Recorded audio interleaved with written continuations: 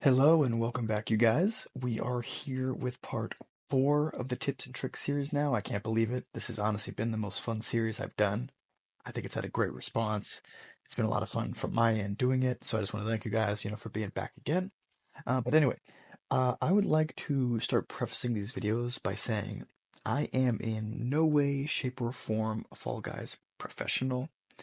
There's plenty of people with more crowns than me. There's plenty of people with more skill than me. There's plenty of people that are just better at the game, right? But, this is a lot of fun. I have played, many hours. I've devoted a lot of time to this game, and, I do know a few things here or there. So, that explains that. And one more thing before we get started, I have actually created a Discord server, the official Fall Guys Moves, Discord server. It's a lot of fun actually. It's been pretty active. Sometimes I'll hop in the voice chat. Sometimes we'll play customs. Just chat. Whatever the case may be.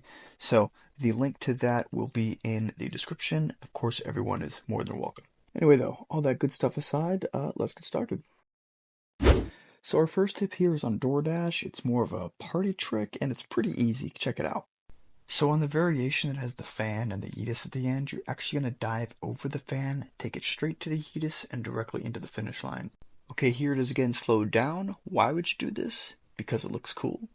Here's another example right here. Alright, this next one is on Lost Temple. Would it even be a tips and tricks video without Lost Temple, the best round ever? Of course not. This is a shortcut and it's super simple.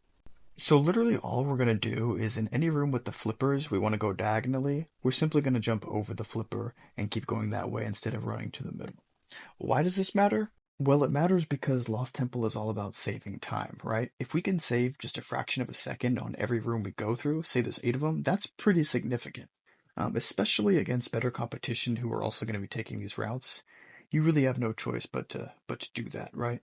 Okay, now we have one for basketball, if you can believe that. It's a scoring strategy, it's pretty simple, and it looks cool, but it honestly is pretty useful. I'll show you right here. All we're going to do is we're going to jump and dive from pretty much half court and throw it into the basket.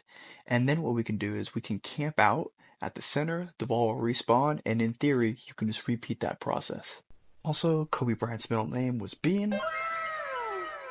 So, coincidence? I think not. Okay, next up, Team Tail Tag. This is another party trick. You can tell I love my useless party tricks. But this is very simple. So all you're going to do is you're actually going to jump on the arm of the hammer, like so, and then right up on top. And all jokes aside, this is actually pretty useful because 99% of people don't know how to act when you're up there, so you can keep your tail the whole round.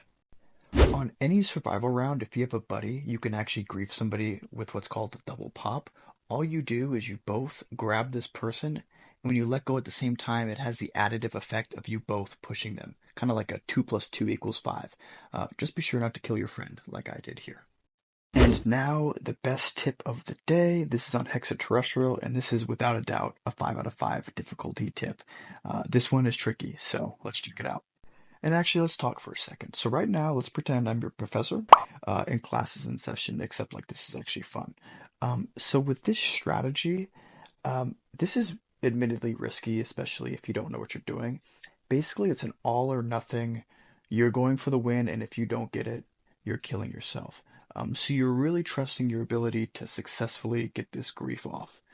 So I'll just show you guys first, and then we can run it back. I can slow-mo it, show another example, and what have you. But anyway, so here it is right here, as you can see, and voila. So what this relies on is us putting the opponent in a situation where they can't jump because their jump was eaten by our grab.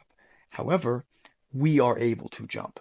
And then, with both of us falling to the slime, we're able to trust our, ability to time our dive and get the win because of course, they couldn't jump in the first place, whereas we have the, now luxury of jumping and diving. Now I want to play this back one more time super slow so we really get it.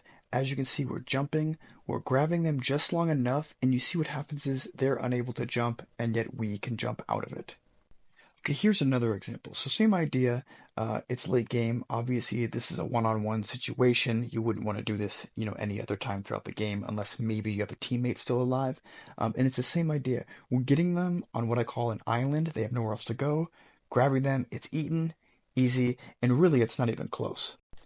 Now here's a really great one because this one actually failed and I want to show you what would happen in that event. So as you can see, I didn't grab them for long enough, really at all. It was almost like a, oh, may I do this grab? It wasn't really assertive. It was kind of scared. And you see what happens is it gets left to whoever can jump and dive and time that the best. I was lucky, but this definitely wasn't ideal. Now, I will say this was an older clip, so, cut me some flack. I'm a little better at it now, but anyway. That does wrap it up for today. Um, as usual, I'm interested in a few things. One, I'm interested in if you guys, have tried either past tips or you guys, are going to go on to try these, is to be sure to comment and let me know. I really like to hear that. Two, I'm interested in if you're looking for any future tips. I know next week I want to focus on, kind of this week we focus on Hexaterrestrial at the end. Next week I want to do Royal Fumble. But, if you guys have anything you're looking for in particular, as always, drop a comment. And of course, as I mentioned at the beginning of the video, don't forget my new Discord server. You're all more than welcome to join. Link down below. But anyway, I will see you guys next time.